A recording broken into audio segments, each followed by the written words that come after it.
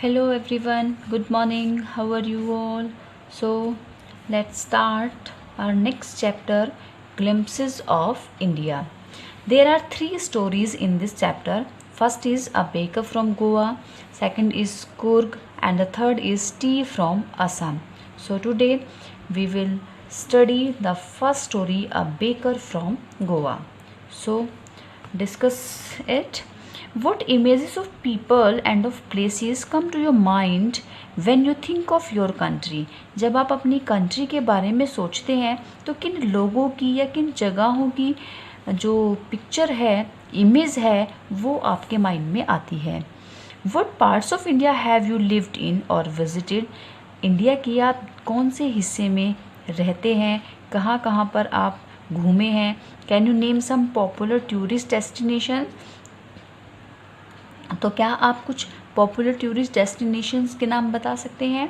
You may know that apart from the British, the Dutch and French, the Portuguese have also played a part in the history of our country. You may know, आप जानते ही होंगे कि हमारे देश की history का एक part ऐसा रहा है जिनमें ब्रिटिशर्स के अलावा डच, फ्रांसीसी और जो पुर्तगाली थे उनका भी यहाँ पर डिस्क्रिप्शन मिलता है. उन्होंने भी हमारे कंट्री की हिस्ट्री में पार्ट लिया है. कैन यू से which parts of India show French and Portuguese influences? क्या आपको पता है कि इंडिया के किस पार्ट में फ्रांसीसी और जो पुर्तगाली थे उनका इम्पेक्ट, उनका इन्फ्लुएंस दिखता है? कैन यू से which parts of India grow T and coffee? और क्या आपको पता है कि इंडिया के कौन से पार्ट में टी एंड कॉफ़ी प्रोड्यूस किया जाता है? So let's continue. A baker from Goa. This is a pen portrait of traditional Goa village baker who still has an important place in his society. तो जो ये स्टोरी है ये गोवा के एक गांव की है जो बहुत ही ट्रेडिशनल है. उसका पेन पोर्ट्रेट है जिनका अभी भी उस सोसाइटी में एक इम्पोर्टेंट प्लेस है. Our elders are often heard reminiscing nostalgically about those old Portuguese days, the Portuguese and their famous loaves of bread. जो हमारे बड़े बुजुर्ग हैं, जो हमारे एंकेस्टर्स हैं, वो अपने उन पुराने दिनों के बारे में याद करते हैं जो कि बहुत ही अच्छे दिन थे, जो कि बिल्कुल ओल्ड डेज थे जब पुर्तगाली गोवा में रहा करते थे. The Portuguese and their famous loaves of bread. Goa में जो पुर्तगाली थे और जो उनकी लोव्स ऑफ ब्रेड, जो उनकी ब्रेड थी, जो आज आप जिसको आप ब्रेड के नाम से जानते हैं, वो ब्रेड पुर्तगालियों ने ही इंट्रोड्यूस कराई है. Those eaters of loaves might have vanished but the makers are still there. शायद वो लोग जो कि इन ब्रेड को बहुत ज़्यादा पसंद करते थे, खाने वाले थे, वो अब वैनिस्ड हो चुके हैं, गायब हो चुके हैं, लेकिन जो मेकर्स हैं, जो बनाने वाले हैं, वो अभी भी प्रेजेंट हैं. We still have amongst us the mixers, the molders and those who bake the loaf. We still have amongst us. हमारे बीच में ही अभी भी उस जिस मटेरियल से वो ब्रेड बनती है उसको मिक्स करने वाले, उसको मोल्ड में डालने वाले और फिर बेक करने वाले अभी भी हमारे बीच में ही हैं. Those age old time tested furnaces still exist.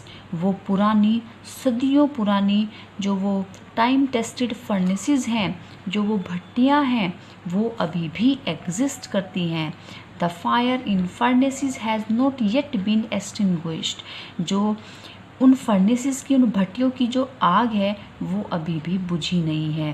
The थर्ड and jingle of the traditional bakers bamboo heralding his arrival in the morning can still be heard in some places.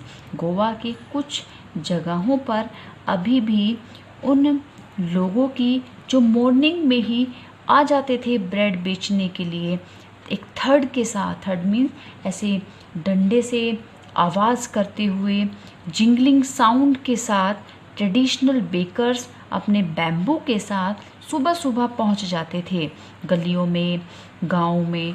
तो वो अभी भी उनकी आवाज़ सुनाई देती है। May be the father is not alive but the son still carries on the family profession.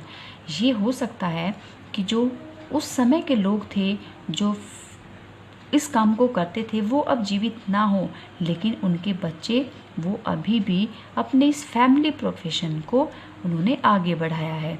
These bakers are even today known as पेडर इन गोवा। और ये बेकर्स आज भी गोवा में पेडर के नाम से जाने जाते हैं।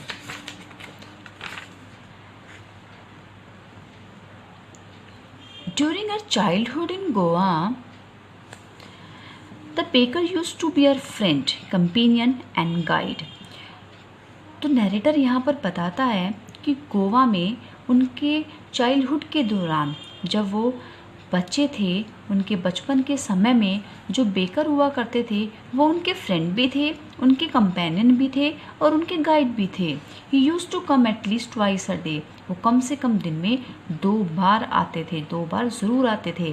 Once when he set out in the morning on his selling round and then again when he return after emptying his huge basket. तो 2 बार कैसे आते थे? एक बार जब वो सुबह अपने घर से उन लोफ ऑफ ब्रेड को बेचने के लिए निकलते थे और वापस जब इवनिंग में अपनी बड़ी सी बास्केट को एम्प्टाइन करके खाली करके वापस आते थे। द जिंगलिंग थर्ड of his bamboo woke us from sleep and we ran to meet and greet him. तो जो उनके बैम्बू की, जो उनकी जो बांस की जो थर्डिंग साउंड थी, जिंगलिंग साउंड थी, छन छन करने की जो थम सी आवाज़ थी, उससे वो सोते हुए उठ जाते थे और फिर उनसे मिलने के लिए, उनको ग्रीट करने के लिए मीन्स उनको नमस्ते या उनका अभिवादन करने के लिए दौड़ पड़ते थे। Why was it so? ऐसा क्यों था? Was it then for the love of the loaf? क्या वो सिर्फ ब्रेड के लिए, जो वो डबल रोटी थी उस ब्रेड के लिए ऐसा प्रेम था? नॉट एट ऑल, बिल्कुल नहीं। The loaves were bought by some पैस्नीन और बेस्नीन the maid servant of the house. जो ब्रेड थी वो ब्रेड केवल घर की जो मेड सर्वेंट हुआ करती थी, जो पैस्किन